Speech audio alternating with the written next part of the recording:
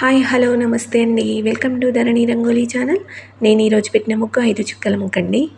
ఈ ముగ్గు కోసం 5 చుక్కలు, సరి చుక్క ఒకటి వచ్చే వరకు చుక్కలు పెట్టాను. చాలా ఈజీగా, చాలా సింపుల్గా ఉంటుంది ఫ్రెండ్స్. చాలా బాగుంటుంది, ట్రై చేయండి. నా ముగ్గు కనుక మీకు నచ్చితే లైక్ చేయండి, మీ ఫ్రెండ్స్కి షేర్ చేయండి.